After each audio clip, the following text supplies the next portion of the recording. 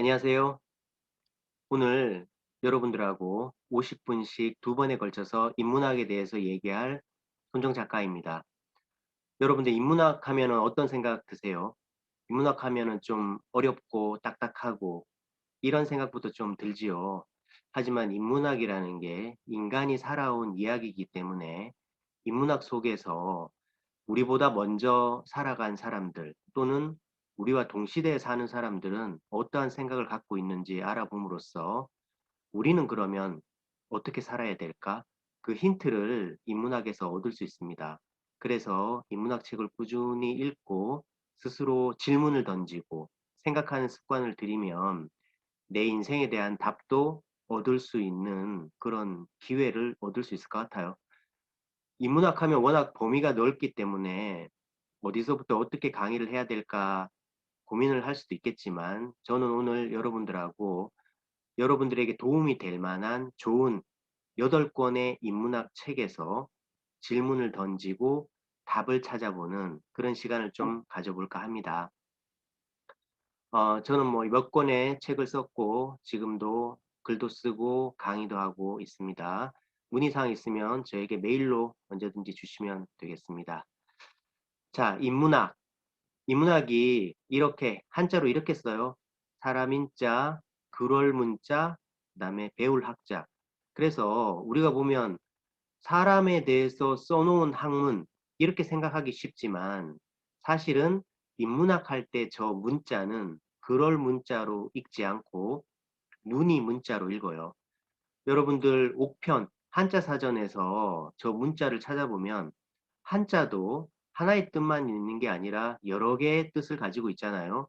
근데 저 문자에 문이라는 뜻도 가지고 있어요. 그래서 우리 몸에 그림을 그리는 거를 문신이라고 하잖아요. 그때 문신할 때 문자를 바로 저 문자를 씁니다. 그럴 때는 그 문을 글월문이라고 읽지 않고 문이라고 읽어야 되겠죠. 그래서 문신하면 이제 몸에다가 무늬를 새기는 일이잖아요. 그러면 인문학이라는 건 인간이 그려놓은 무늬에 대한 학문이란 뜻이에요. 그러니까 인간이 그렸다는 건 뭘까요? 인간이 살아온 양식, 우리보다 먼저 살아간 사람들이 그들의 삶의 방식을 남겨놓은 것, 그들의 삶의 무늬를 그려놓은 것, 그거를 글로 써놓은 학문을 인문학이라고 해요. 그런 게 대표적으로 뭐가 있을까요?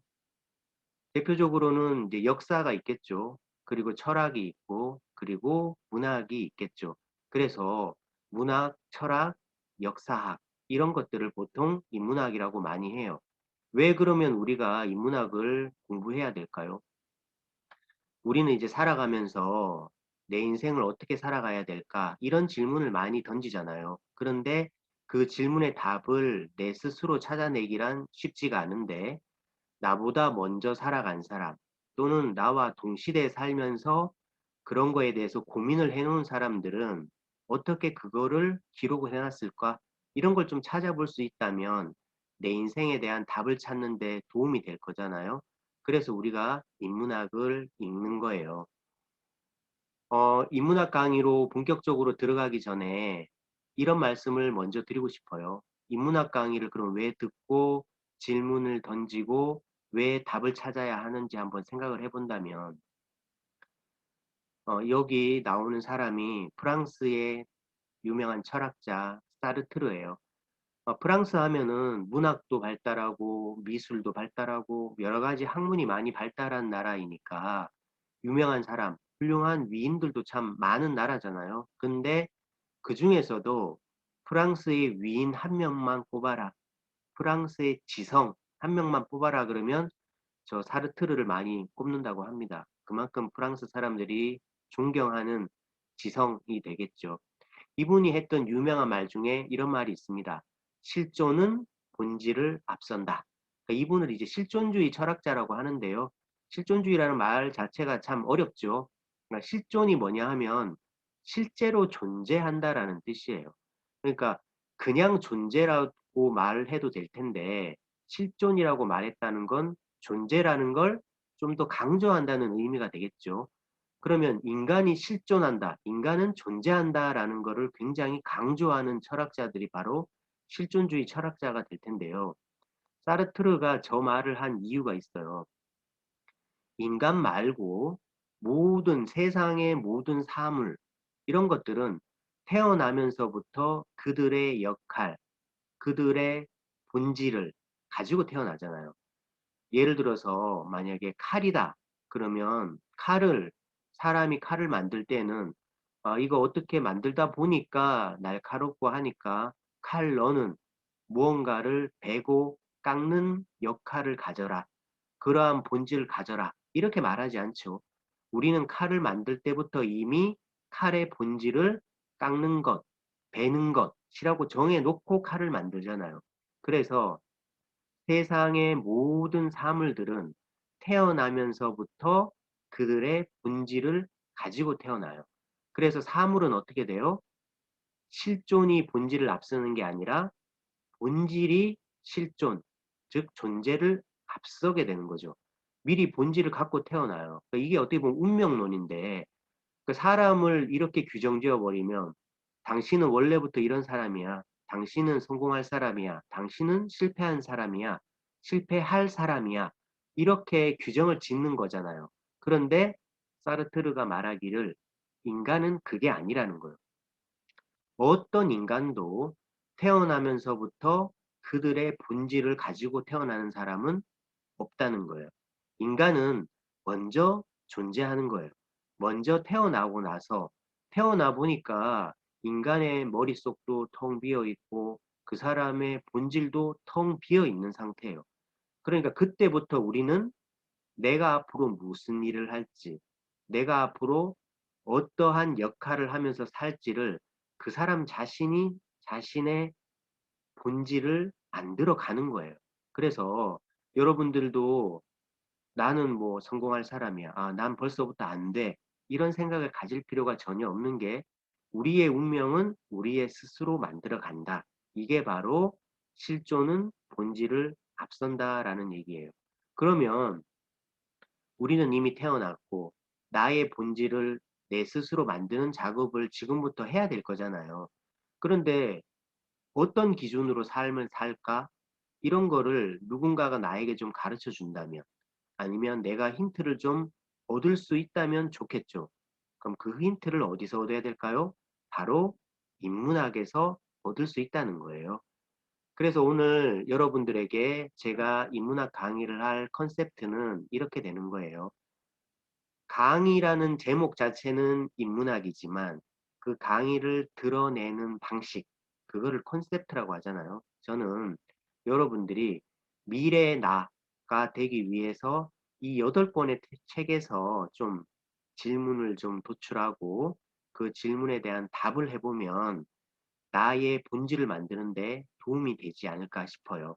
그래서 처음 50분에서 4권의 책을 통해서 질문을 도출하고 답을 한번 찾아보고 두 번째 50분의 시간에서 4권의 책으로 질문과 답을 찾아보는 시간을 갖겠습니다. 그러면 제가 준비한 8권의 책은 바로 이겁니다. 첫 번째는 8단어, 두 번째는 라틴어 수업, 그 다음에는 담론, 그 다음엔 공부한 권리, 그 다음엔 카네기 행복론, 그 다음 6번째는 나를 지키며 일하는 법, 그 다음 7번째는 익숙한 것과의 결별, 그 다음에 8번째는 경계에 흐르다라는 책이에요. 이 책은 여러분들이 읽기에도 굉장히 쉽고 그리고 많은 통찰을 주기 때문에 이 강의가 끝난 다음에는 꼭 좀 읽어보시길 권해드립니다. 그러면 먼저 8단어를 보겠습니다. 이 8단어는 우리에게 익숙한 책을 돕기다, 책은 돕기다 라는 책을 쓴 박웅현 작가죠. 이분이 이제 광고를 많이 만드는 걸로 유명하시잖아요. 광고를 많이 하시는데 이분이 광고를 만들다 보면 창의적인 생각이 많이 필요하고 또 카피를 만들기 위해서는 여러 가지 지식이 많아야 되잖아요. 근데 이분이 우리가 아는 수많은 카피들을 많이 만드신 분이에요. 그래서 어떻게 이분이 그렇게 다양한 지식을 얻었는지 그러한 해법을 이렇게 8단어 또는 자신의 책은 도끼다 이런 데 많이 써 놓으셨어요. 그래서 8단어를 읽다 보면 여러분들이 인생에 대한 질문을 많이 도출하실 수 있습니다. 그러면 이 8단어를 통해서 우리가 인생에 던질 질문, 얻어낼 해법은 크게 이걸로 볼 수 있어요. 삶의 기준, 내 삶의 기준을 찾기 위해서는 어떤 책을 한번 읽어볼까? 이런 고민이 있으시다면 이 8단어를 읽어보면 좋겠죠. 그 8단어는 제목이 왜 8단어냐 하면 이렇게 책 전체를 8개의 단어를 1장, 2장, 3장, 4장 이렇게 8장까지 구성을 해서 우리 인생에서 가장 중요한 키워드, 핵심이 되는 단어는 이 8가지 단어가 아니겠느냐라고 작가 스스로 정한 거예요. 그래서 1장부터 자존, 자존은 이제 나 스스로를 존중한다라는 뜻이잖아요. 그리고 자존, 본질, 고전, 그러니까 고전 많이 읽어라 이런 얘기를 하겠죠. 그리고 똑바로 봐라. 그리고 현재, 너무 미래만 생각하지 말고 과거를 집착하지 말고 현재를 살아라. 이런 얘기를 또 하고요. 그 다음에 권위, 소통, 인생. 이렇게 8가지의 키워드를 통해서 우리는 이런 것들에 집중하면서 살아야 되지 않겠느냐라는 얘기를 이 책 전반에 걸쳐서 하고 있습니다. 그러면 오늘 강의에서는 8단어를 통해서 8단어를 다 알아보기에는 시간이 좀 그러니까 오늘은 자존하고 현재라는 부분에 대해서 질문과 답을 한번 찾아보겠습니다. 자, 먼저 자존을 볼게요. 자존, 나 스스로를 존중한다라잖아요. 이 책의 26페이지에 보면 이런 내용이 나옵니다. 서양의 교육은 내 안에 있는 것은 무엇인가를 궁금해한다면 한국 교육은 내 안에 무엇을 넣을까를 많이 고민한다. 이런 말이 있어요. 요즘 교육이 많이 바뀌고 있지만 과거만 하더라도 우리에게 주입식 교육을 많이 했죠. 여러분들이 성공하려면, 여러분들이 올바로 살려면 이런 걸 배워야 합니다라고 억지로 우리에게 정해진 공부를 많이 시켰죠. 근데 요즘 우리나라도 많이 달라지고 있죠. 그래서 사람 한 명 한 명에게 좀 집중하는 경향이 있잖아요. 내 안에 너는 무엇을 가졌느냐. 그래서 그 사람 한 명에 한 명의 재능을 개발해주는 요즘 그런 교육으로 많이 바뀌고 있잖아요. 그래서 이 책에서도 사람의 자존을 키워주려면 그 사람 안에 억지로 뭔가를 주입하기보다는 그 사람이 무엇을 가졌는지, 어떤 재능이 운을 가졌는지 먼저 살펴보고 그 재능에 맞게 공부를 제공해 줘야 된다는 얘기를 해요. 이거를 우리 개인한테 적용한다면 나는 어떤 재능을 가졌지? 나는 무엇을 좋아하지? 이거에 먼저 집중을 하신 다음에 내 안에 있는 것을 꺼내시려고 노력하다 보면 스스로 자존감이 들게 되겠죠. 우리가 흔히 하고 싶은 것을 해야 하나요? 해야 하는 것을 해야 하나요? 내적인 성공 기준이 중요한가요? 외적인 성공 기준이 중요한가요? 이런 말 많이 하잖아요. 근데 우리는 지금까지 대체로 내가 하고 싶은 것보다는 부모님이 하라고 하는 것, 세상에서 하라고 하는 것을 많이 하고 살아왔고 또 하려고 하고 있잖아요. 이건 바로 외적인 성공 기준이라고 할 수 있어요. 그런데 우리가 자존감을 가지고 살려면 남들이 정해놓은 성공의 기준을 따라가려고 하기보다는 내 스스로 난 이걸 할 때 행복해. 남이 뭘 하든 말든 그건 그들의 행복이야. 나는 내 속에 있는 걸 꺼내서 그걸 개발할 때 난 행복할 거야. 이런 마음을 여러분들이 좀 갖는다면 여러분들의 자존감이 높아지지 않을까 싶어요. 그래서 이 8단어에서 자존이라는 부분에서 질문을 던진다면 여러분들 속에는 무엇이 있나요? 여러분들이 가진 재능, 여러분들이 하고 싶은 건 뭔가요? 그거에 대한 질문을 먼저 던져보시고 그걸 꺼내기 위해서는 나는 어떻게 해야 될까? 그러니까 선생님들도 그렇죠. 우리 학생들이 가진 개인적인 재능, 한 명 한 명마다의 차별된 본질, 이게 뭘까? 이거를 좀 한번 생각해 보시면서 그런 노력을 한다면 우리의 자존감도 더 커지고 한 명 한 명마다 각각이 다 고유명사, 독특한 존재가 되겠죠. 그리고 이제 제가 이게 원도우면 그림을 그려놨죠. 이게 자존감이 높아지려면 이렇게 원도우먼처럼 좀 이런 자세를 취하면 자존감도 높아지고 자신감도 좀 생긴다고 그래요. 그러니까 제가 여러분들에게 던지고 싶은 또 한 가지 질문이 이거예요. 저는 이제 글을 쓰고 강의하고 이런 사람이다 보니까 어떤 나가 되고 싶은가라는 질문에 제 스스로 답을 해본다면 저는 글을 잘 쓰는 사람, 그리고 콘셉트를 잘 짜는 사람. 그래서 이런 강의 같은 걸 할 때도 남들하고 비슷한 방식으로 강의하는 게 아니라 저만의 콘셉트, 이런 거를 짜서 강의하는 사람, 이런 사람이 되고 싶은 거예요. 그렇다면 여러분들도 이 빈칸에다가 내가 되고 싶은 사람을 한번 찾아서 써보시길 바랍니다. 그래서 여러분들이 그러한 사람이 되었을 때 또는 그러한 사람이 되려고 노력하는 과정에서 여러분들의 자존감이 높아질 거라고 봅니다. 그리고 두 번째 키워드예요. 제가 이 8단어에서는 자존과 현재라는 키워드 두 가지를 살펴본다고 그랬잖아요. 이 책에서 박웅현은 이런 말을 해요. 자기의 신조, 모토는 개처럼 살자라고 해요. 이 개처럼 살자가 좀 나쁜 말, 욕이 아니라 박웅현이 나는 개처럼 살자. 이게 바로 나의 신조야라고 말한 이유는 개는 이런다는 거예요. 밥을 주면 딴 생각 안 하고 밥만 먹는다는 거예요. 그리고 집에 있다가 주인이 들어오면 언제 그랬냐는 듯이 오늘 그 주인을 마치 처음 본 것처럼 꼬리를 치고 반겨준다는 거예요. 근데 우리는 그러나요? 안 그러죠. 우리는 밥 먹을 때도 또 딴 생각을 하기도 하고 스마트폰 보면서 밥 먹으면서 공부하기도 하고 한 번에 여러 가지를 하고 지금 이 시간에 집중하지를 못하잖아요.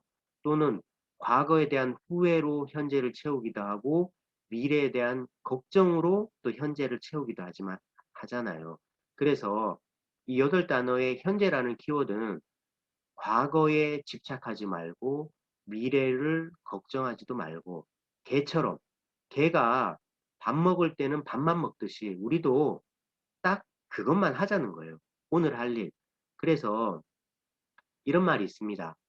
위대한 하루가 없이는 위대한 인생도 없다라는 말이 있어요. 그러면 오늘 하루 우리가 해야 될 일은 뭔가? 그거를 찾아서 오늘은 딱 그것만 하는 거예요. 과거를 걱정하지도 않고 미래를 고민하지도 않고 그리고 내일이 되면 내일이 이제 오늘이 되니까 또 그 오늘에 해야 될 일을 딱 정해놓고 그것만 하는 거예요. 그러니까 이런 게 이제 쌓이다 보면 결국은 미래를 위한 조건을 만들게 되겠죠. 그래서 과거를 걱정하는 건 부질없는 짓이다. 미래를 걱정하는 일도 부질없다. 그럼 뭐 하느냐? 오늘 해야 될 일만 하면서 오늘 하루를 충실하게 살고 그것들이 모여서 미래의 조건이 될 수 있도록 하라. 이게 바로 8단어에서 현재를 나타내는 말입니다. 어, 이 현재를 뜻하는 이 책의 한 부분을 보고 넘어가겠습니다. 132페이지에 이런 말이 있습니다. 제가 퇴근하면 강아지가 반갑다고 제 얼굴을 5분 동안 핥아요. 그때 보면 하는 일이 자신이 할 수 있는 유일한 일인 것처럼 최선을 다해요. 그리고 밥을 주면 이 세상에서 밥을 처음 먹어보는 것처럼 먹죠.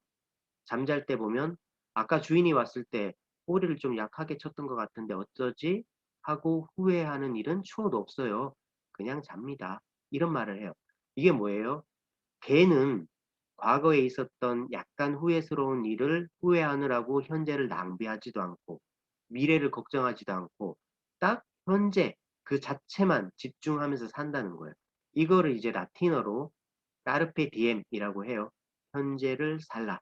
그래서 여러분들도 과거 너무 집착하지 마시고 미래 걱정하지 마시고 오늘 할 일을 다이어리에다가 한번 써보세요. 그리고 그것만 집중하면서 오늘 하루를 한번 살아보세요. 그리고 나서 내일도 그렇게 살고 이것들이 모여서 몇 달이 되고 몇 년이 되면 어느새 여러분들은 무언가를 성취해 있는 그런 사람이 되겠죠. 자, 그래서 첫 번째 책 8단어에서는 이렇게 자존과 현재를 통해서 인문학적인 질문과 답을 한번 찾아봤습니다. 첫 시간에 네 권의 책을 하기로 했잖아요. 두 번째 책은 라틴어 수업이에요. 이 라틴어 수업은 이제 라틴어가 고대 로마의 언어가 바로 라틴어잖아요. 지금은 이제 바티칸에서 쓰고, 그리고 서양에서는 이제 과거에 라틴어가 굉장히 고급스러운 언어 이렇게 인식이 되어서 라틴어로 쓰여진 문학 작품이 굉장히 많아요. 그래서 그런 문학 작품을 원문으로 읽고 싶은 사람들이 라틴어 공부를 또 많이 하기도 하고, 또 카톨릭의 본사님 바티칸은 이제 그 법이나 이런 중요한 문서가 아직도 다 라틴어로 많이 되어 있어요. 그래서 그곳에서는 라틴어를 아직도 많이 배웁니다. 그러면 이 라틴어 수업은 라틴어를 가르치는 라틴어의 문법 뭐 이런 걸 가르치는 책이 아니라, 이 책을 쓰신 한동일 교수님이죠. 또 한동일 신부님이기도 하시죠. 이분이 서울의 어느 대학교에서 한 6년 동안 교양 과목으로 라틴어를 가르치는 수업을 하셨어요. 그런데 그 수업을 라틴어 문법만 가르친 게 아니라 라틴어에 나오는 좋은 문구, 좋은 속담, 뭐 이런 거를 통해서 인생에 대해서 좋은 말씀을 많이 하셨던 모양이에요. 그래서 그 강의에 주변에 있는 대학생들이 몰래 와서 수강도 하고 인기가 굉장히 많았어요. 그래서 이 책은 라틴어의 문법을 써놓은 책이라기보다 그 수업 시간에 있었던 라틴어와 관련된 좋은 인생에 대한 얘기, 그런 것들을 모아놓은 책이에요. 그런데 이 한동희 신부님이 공부를 굉장히 많이 하고 열심히 하신 분이에요. 그러니까 원래부터 머리가 좋고 공부를 좋아하고 그러신 분이 아니라, 이분도 처음에는 대학교도 안 갔어요. 이제 수도원에 가 계시다가 수도원에 있다가 이제 편입 뭐 이런 방식으로 나중에 신학대학도 가시고 이렇게 하시다가 어쩌다가 이제 바티칸으로 이렇게 또 유학을 가셔서 거기에서 라틴어 공부를 하고 라틴어로 된 법을 공부해서 지금은 동양인 최초의 바티칸 변호사가 되신 분이에요. 우리는 한국어로 된 법을 공부하기도 얼마나 힘들어요. 근데 라틴어로 된 법을 공부해서 거기서 바티칸의 사법시험을 통과해서 변호사가 되었으니까 공부를 얼마나 많이 하신 분이겠어요. 근데 이 책에서 자신은 원래가 공부를 그렇게 좋아하는 사람도 아니고 공부를 잘하는 사람도 아닌데 그냥 포기하지 않고 꾸준히 했더니 이렇게 됐다 라면서 우리에게 희망을 전하는 말씀을 많이 하세요. 그래서 이 라틴어 수업에서 제가 여러분들에게 던질 키워드는 바로 공부가 지치고 힘들 때 이 책을 한번 읽어보세요 라는 말씀을 제가 전하고 싶어요. 그러면 이 책은, 이게 보시면 이게 한동일 신부님이고요. 이제 왼쪽에 있는 이 사진이 뭐냐 하면 라틴어 문법이에요. 여러분들도 영어 문법 공부 많이 하셨겠지만 영어는 이제 동사에서 다 변형이 일어나잖아요. 현재형, 과거형, 미래형, 그다음에 뭐 과거 분사, 과거 완료 뭐 이런 것들이 있잖아요. 그러면 우리 잘 아는 이제 하다라는 뜻의 do 동사 있잖아요. do의 변형이 몇 가지 있나요? 영어에서는 몇 가지 없죠. do, 뭐 does, did, done 이렇게 몇 가지 없잖아요. 근데 그것만 가지고도 우리는 동사의 변형이 힘들어서 공부하기 어렵다 이렇게 생각하기도 했었잖아요. 그런데 그 왼쪽에 보시면 벌써 저게 한 60가지 정도 되죠. 저게 라틴어 두 동사의 변형이라고 해요. 그러니까 라틴어를 공부하려면 동사 하나하나마다 변형이 60가지에서 많게는 100가지도 넘는다고 해요. 그러니까 라틴어 공부하는 게 얼마나 힘들겠어요. 그런데 그 라틴어 공부뿐만 아니라 그걸 통해서 변호사 공부를 했으니 공부의 끝판왕이라고 하실 수도 있겠죠. 그런 이분이 자신이 공부를 어떻게 했는지에 대해서 많이 언급을 하고 있습니다. 어떤 말씀을 하시냐 하면 라틴어 수업 117페이지에 보면 이런 내용이 있습니다. 공부는 쉽고 어렵고의 문제가 아니라 매듭을 짓는 자세가 중요합니다. 어떤 공부를 시작하기 전에 그것을 내가 할 수 있는지 신중하게 판단하고 마음을 먹었으면 끝까지 가보는 연습을 하는 겁니다. 공부는 시작도 중요하지만 잘 마치는 것이 중요하기 때문입니다. 우리 공부할 때 대체로 그렇잖아요. 문제집이나 이렇게 보면 처음 한 10페이지까지는 굉장히 필기도 많이 하고 여러 번 보잖아요. 근데 사실 우리가 문제집이나 공부하는 책 중에 끝까지 본 책이 사실 많지 않잖아요. 그죠? 근데 한동일 신부님 이렇게 얘기해요. 라틴어 얼마나 어렵겠어요? 라틴어로 된 법이 얼마나 어렵겠어요? 자기도 머리가 좋아서 그 공부를 한 것이 아니라 일단 자기는 책을 펼치면 어쨌거나 마지막 장까지는 간다 그래요. 자기가 그 과정에서 그거를 모두 다 외우고 숙지하고 이런 것도 물론 중요하지만 그걸 따지기 전에 일단 책을 펼쳤으면 난 어쨌거나 이 책 끝까지 한 번은 볼 거야. 이래서 일단 한 번을 본다고 합니다. 그렇게 이렇게 한 번을 보고 나면 두 번째 볼 때는 어떻겠어요? 그래도 좀 더 쉽겠죠. 그러면 두 번째도 또 끝까지 한번 가고 나면 이제 또 세 번째 볼 때는 어떨까요? 좀 더 쉽겠죠. 그런 식으로 자신이 공부를 했다는 거예요. 마치 산속에 원래 길이 없었는데 자꾸 가다 보면 오솔길이 나듯이 처음에 어렵지만 일단 한번 끝까지 가보는 일, 이게 중요하다고 합니다.